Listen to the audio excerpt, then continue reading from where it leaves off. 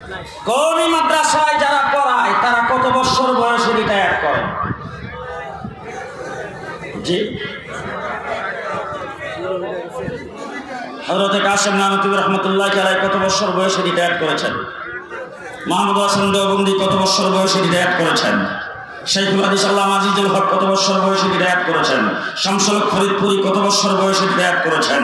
সারা জীবন মাদ্রাসায় লেখাপড়া করে, লেখাপড়ার থেকে ফারেক হওয়ার পরে মাদ্রাসায় খেদমত শুরু করে দিয়েছেন।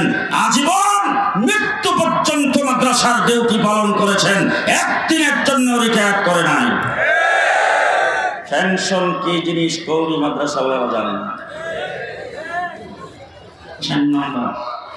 আমার বাংলাদেশের বড় বড় লিডার, মন্ত্রী, মিনিস্টার, ব্যারিস্টার, ডাক্তার, ইঞ্জিনিয়ার, সচিব, মানুষ যখন ইন্তেকাল করে তখন আমরা রেডিও টিভিতে ঘোষণা শুনি এবং মন্ত্রী ইন্তেকাল করেছেন, তার লাশ সংসদ প্লাজায় রাখা হয়েছে, নেতা কর্মীদের জন্য উন্মুক্ত। সকাল 8টার সময় সংসদ প্লাজায় জানাজা হবে, দ্বিতীয় জানাজা বাইতুল মুকাররমের সামনে বা দলীয় অফিসের সামনে হবে। এরপরে তাকে হেলিকপ্টার যুগে অথবা অ্যাম্বুলেন্স যুগে তার দেশের বাড়িতে নিয়ে যাওয়া হবে। পারিবারিকভাবে দেশের গ্রামের স্কুল মাঠে তার জানাজা হবে, পারিবারিক কবরস্থানে দাফন করা হবে।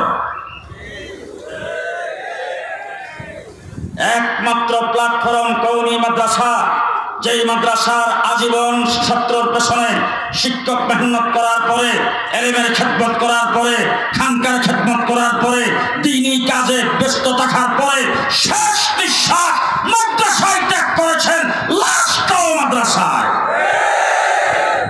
হাফিজ হুজুরকে কোথায় দাফন করা হয়েছে? ঘুমাইছেন?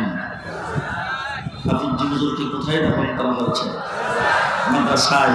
আল্লামা আহমদ শফি দাফন হয়েছেন মাদ্রাসায়, কাসেম নানতুবি মাদ্রাসায়, আনোয়ার শাহ কাশ্মীরি মাদ্রাসায়, আশরাফ আলী তানভী মাদ্রাসায়, হুসাইন আহমদ মাদানী মাদ্রাসায়, মাহমুদ হাসান দেওবন্দি মাদ্রাসায়, রশিদ আহমদ গঙ্গোহী মাদ্রাসায়, শাইখুল হাদিস মাদ্রাসায়, আল্লামা আহমদ শফি মাদ্রাসায়, জুনায়েদ বাবনগরী মাদ্রাসায়, নূর হোসেন কাসমি মাদ্রাসায়।